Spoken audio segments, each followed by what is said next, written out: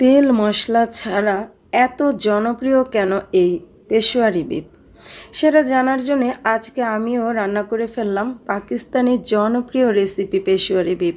তো চলো বন্ধুরা, তোমরা রেসিপিটি দেখে নাও। ফ্রেন্ডস, আজকের রেসিপির জন্য এখানে নিয়েছি আমি 1.5 কেজি পরিমাণ গরুর মাংস, দেখতে পাচ্ছ। আর মাংসগুলো বেশ বড় সাইজের টুকরো করা।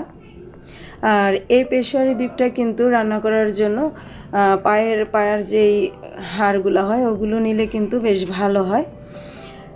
এবার এই মাংসগুলোকে খুব ভালো করে ধুয়ে পরিষ্কার করে নিয়েছে। এখন মাংসটা রান্না করে নেব। চুলায় প্যান বসিয়ে দিয়ে এর মধ্যে আমি প্রথমেই দিয়ে দেব আধা কাপ পরিমাণ ঘি।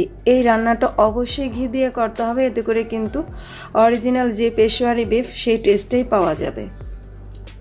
তো ঘিটা দিয়ে দিলাম। এবার ঘিটা গরম হয়ে গেছে। এখন এর মধ্যে আমি কয়েকটি আলু খোসা ছাড়িয়ে নিয়েছিলাম, সেগুলো দিয়ে দিচ্ছি। এবার আলুগুলোকে নেড়ে চেড়ে 2 মিনিটের মতো ভেজে নেব। এর চেয়ে বেশি ভাজার দরকার নেই, এতে করে কিন্তু আলুর মধ্যে একটু কালার এসে যাবে। তো আলুটা ভাজা হয়ে গেছে। এই পর্যায়ে আগে থেকে ধুয়ে রাখা সেই মাংসগুলো আলুর সাথে দিয়ে দিচ্ছি। কিছুক্ষণ এই ঘিয়ের মধ্যে মাংসটাকে ভেজে নেব। এই তো সবটুকু মাংস কিন্তু দিয়ে দিয়েছি। এবার নেড়ে চেড়ে মাংসগুলোকে ঘিয়ের সাথে কিছুক্ষণ ভেজে নেব। এতে করে মাংসের মধ্যে যে কাঁচা একটা গন্ধ থাকে সেটা কিন্তু চলে যাবে। তো দেখতে পাচ্ছ নেড়ে চেড়ে মাংসটাকে ভেজে নিচ্ছি। এই রান্নাটা একজন এক একভাবে করে থাকে। কেউ কেউ পেঁয়াজ, রসুন, গোটা আদা অনেক কিছু ব্যবহার করে। আমি আজকে পেশোয়ারি বিফের যে অথেন্টিক রেসিপিটা রয়েছে সেটাই তোমাদের সাথে শেয়ার করছি। এর মধ্যে কোনো রকম মশলাই কিন্তু অ্যাড করব না, শুধুমাত্র ঝালের জন্য বেশ কিছুটা কাঁচামরিচ অ্যাড করে দিচ্ছি। আর এর মধ্যে দিয়ে দেব 1 টেবিল চামচের মতো গোটা কালো গোলমরিচ। কেউ চাইলে এই গোলমরিচটাকে একটু থেতো করেও কিন্তু দিতে পারো। দিয়ে এবার নেড়ে চেড়ে আরও কিছুক্ষণ ভেজে নেব। কেউ কেউ আবার কাঁচামরিচটা বেটেও কিন্তু দিয়ে দেয় ঝালের জন্য। কাঁচামরিচ বেটে দেওয়া বা ভেঙে দেওয়ার কোনোই দরকার নেই। এই মাংসটা হতে হতে কিন্তু কাঁচামরিচটা একেবারে গলে যাবে। এবার এর মধ্যে অ্যাড করে দিচ্ছি পরিমাণ মতো লবণ। আর এ পর্যায়ে কিন্তু এই মাংসের মধ্যে সমস্ত মশলা দেয়া হয়ে গেছে। কাঁচামরিচ, গোলমরিচ, লবণ আর হচ্ছে ঘি। এছাড়া এই মাংসের মধ্যে কোনো রকম মশলাই কিন্তু আমি অ্যাড করব না। নেড়ে চেড়ে আরও কিছুক্ষণ এই মাংসটাকে ভেজে নিচ্ছি। তো মাংসটা ভাজা হয়ে গেছে। এই পর্যায়ে এর মধ্যে আমি 3 কাপের মতো গরম পানি অ্যাড করে দিচ্ছি। অথেন্টিক রেসিপির মধ্যে কিন্তু কোনো রকম পানি অ্যাড করা হয় না। আমরা যেহেতু এটাকে দমে রাখছি না, সেই কারণে মাংসটাকে নরম করার জন্য অবশ্যই এর মধ্যে পানি ব্যবহার করতে হবে।